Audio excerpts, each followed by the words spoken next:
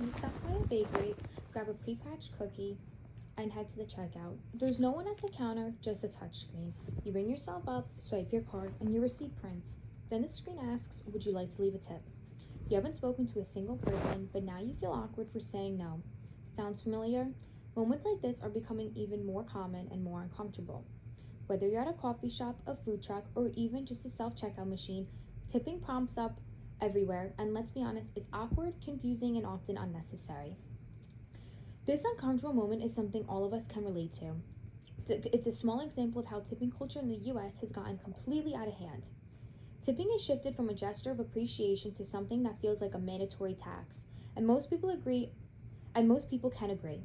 According to Food and Wine, nearly 90% of Americans believe tipping culture has become excessive, and more than half of respondents tip out of obligation rather than for excellent service. Tipping is no longer about gratitude, it's about pressure. Pressure to not seem rude, pressure to make up for a system that underpays its workers, and that pressure affects everyone. From the customer awkwardly hovering over the tip screen to the worker hoping someone hits 20% just so they can afford gas on the way home. Tipping culture has created an unfair system where employees depend on unpredictable tips instead of reliable wages. Workers in restaurants, salons, and delivery services often rely on tips just to survive because their base pay is so low. At the same time, customers are left unsure when to tip, how much to tip, and whether the person they're tipping is even legally classified as a tipped worker. This uncertainty causes stress for both sides. Some people tip out of guilt, others skip it and feel judged, and workers are left to gamble with their paychecks. So how is this fair? How do we get here? One of the biggest reasons tipping culture is so widespread is because it's embedded into both our legal system and our social expectations. Legally, the federal minimum wage for tipped workers is just $2.13 per hour.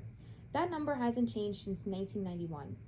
Imagine trying to budget your rent, groceries, and car payment knowing you'll only make $2 an hour before tips, even if the tips even come.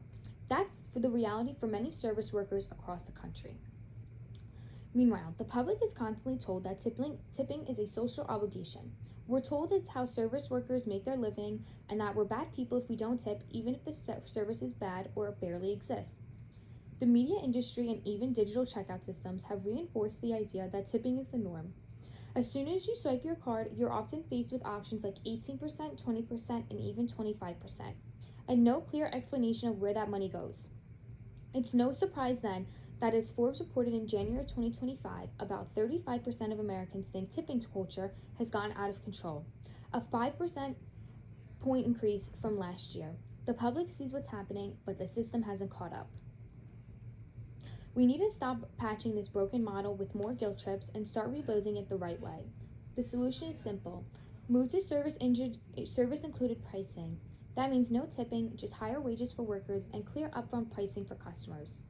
This isn't a radical idea. It's already working in many parts of Europe, where tipping is rare and service is still professional and polite. In the US, restaurants have tried this model, have seen mixed results, often due to resistance from customers used to low base prices. But it's worth pushing forward. According to the Financial Times, efforts to eliminate tipping in favor of higher menu prices have faced resistance, though higher wages could improve customer trust and service quality in the long run. This change would create stability for workers, clarity for customers, and fairness for everyone. Employees would be responsible for wages as they should be. Customers wouldn't be forced into making financial decisions based on awkward social pressure. And most importantly, workers could count on a consistent income instead of living in a financial limbo. Now, I know what you may be thinking, won't service get worse if people don't rely on tips?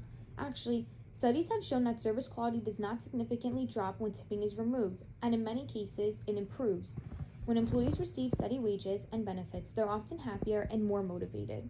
You're just not tipping for kindness, you're giving them security. Another concern is that prices will rise. That may be true, but so will transparency. Instead of pretending your burger costs $12 and surprising you with a $3 tip screen, the total cost will be upfront and there will be no games, just honesty.